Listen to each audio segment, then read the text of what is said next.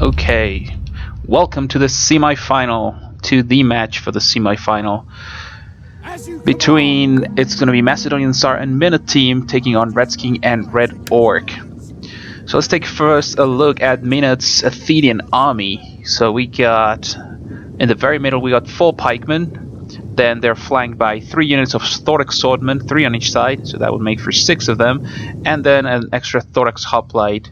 I think it's 2 thorax hoplites on the flanks. Yeah. Okay. Yep. So 12 infantry units, and then there's a general in a picked hoplite unit. No missile. Yeah, there are some missiles here. About 4 peltist, 3 or 4 peltist, 3 I think. That's the missile force. Let's take a look at the cavalry of MacedonianTsar. So we got the force horse archer, noble horse archers, already moving forward, and they're going to start the skirmish against the Royal Scythia horse archers. Let's take a look at the rest of the cavalry of MacedonianTsar. So we got a lot of melee cavalry on the left flank, Sarmatian horsemen, then all shock cavalry in the middle, 5 units of Sapal noble lancers and royal lancers, and then 3 more Sarmatian horsemen. So 6 melee cav and 5 shock cav for Roxolani. Let's take a look now at Royal Scythia. So the force horse archers, as we saw, step horse archers, and then all melee, no, not all melee, but a lot of melee cavalry. Obviously, Scythian horse archers proving to be one of the best units so far in this tournament. We got 6 of them, including the general, and then 2 shock cavalry in 2 units of step noble lancers. And then there's a unit back here, hidden step noble lancer. Alright, let's take a look at the Roman army of VMRedOrk. So we got auxiliary infantry in the front, about 3 units of them, triarii, some triarii mixed in them, and then we have about 3, 6, 9, 10 swords, legionary cohorts, evocati cohorts, eagle cohorts, principes, obviously the general bodyguard, principes, another auxiliary infantry. So it's 4 auxiliary infantry, a couple triarii, and then just a complete mixture of sword units in evocati cohorts, principes, and legionary cohorts. Just a mixture of all of that. So a lot of swords for Rome, and that could actually hurt Athens a lot, because that's a lot of infantry. That's a lot of infantry, and obviously in this case, this army, this composition, Royal Scythia and Rome, with this build that they brought, this is a complete slaughter of infantry. Like, these 2 armies are just made to destroy infantry. Both of them are melee cav, a lot of sword infantry. All of these units got bonus versus infantry, so these are an army designed to destroy infantry. So now it's really going to come down to MacedonianTsar use of the shock cavalry, because if he manages to kill, or to at least to neutralize in a way, this Scythian royal horses, then the pikes could actually take care of Roman infantry. Obviously it's all about positioning and angles, but they would have a much easier time taking on the infantry if they don't have to worry about cavalry charges.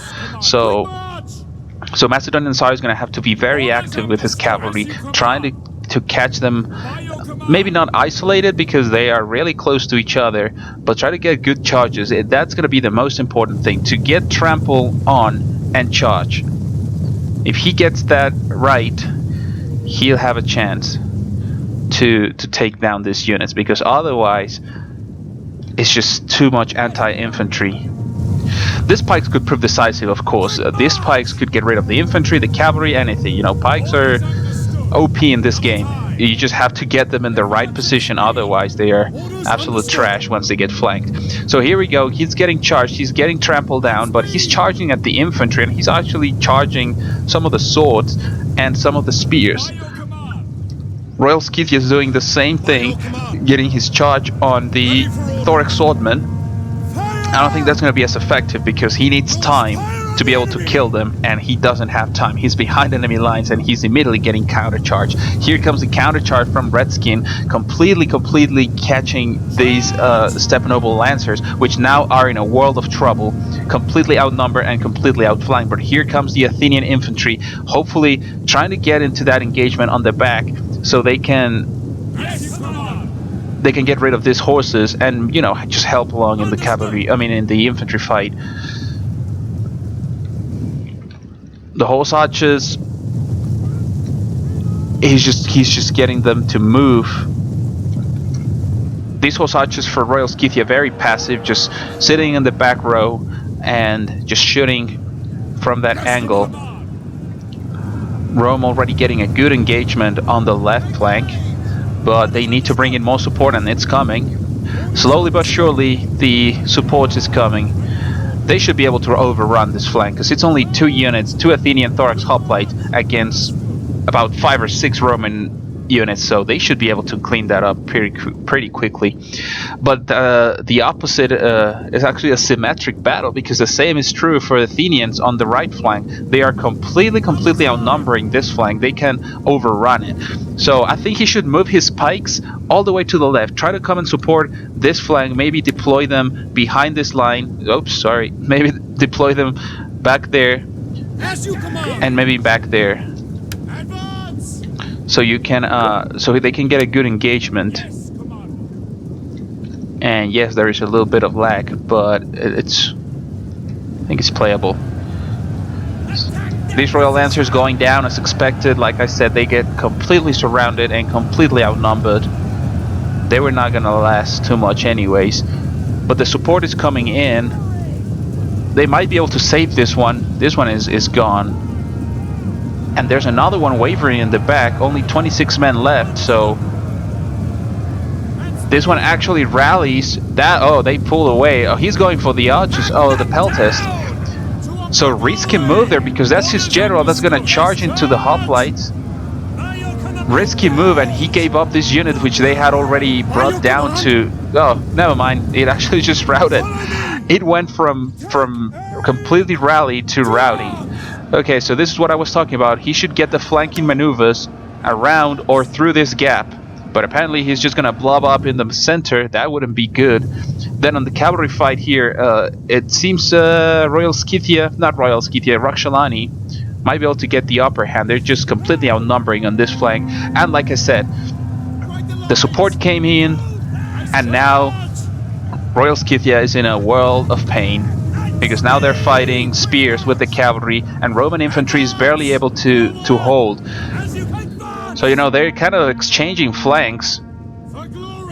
MacedonianTsar and Minot army doing great work on the right flank, but then the left flank is getting overrun by VMRedskin's Roman infantry. You know, this unit's about to, they're wavering. This unit is about to break, and they're just swarming this side.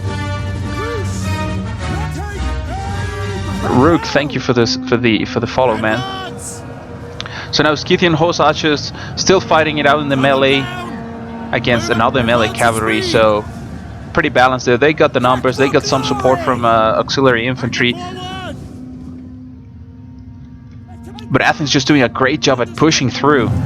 They just keep pushing through, and these units get completely surrounded. Thorax swordmen, they're gonna fight Evocati cohorts, Principes. He should probably have let them fight, because now turning their backs on them is gonna make them rout. He lost a lot of men, and then the left flank is completely collapsed. This unit is almost half, it's below half their former strength.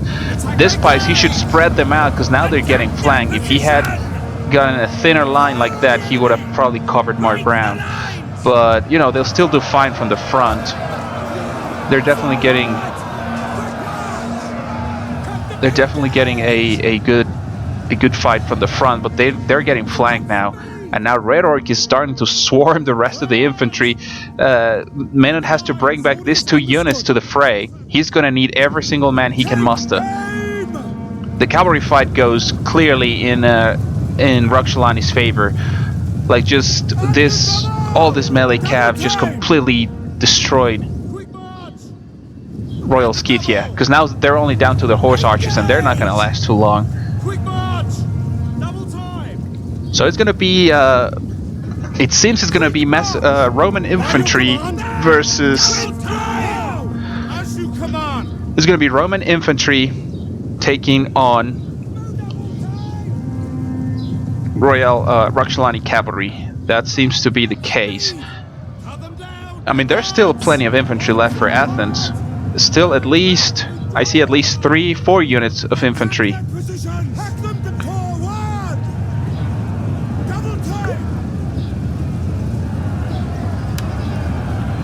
So Redskin calls the GG. So I'm assuming they they're giving up on this, because there's really not a whole lot more they can do. Redskin's army is down to only 2 horse archers, and Rome for VMRedskin still has a lot of infantry units, but you know, I think about the cavalry, just the amount of cavalry they have left for Macedonian Tsar, it might be overwhelming. Alright, here come the charges.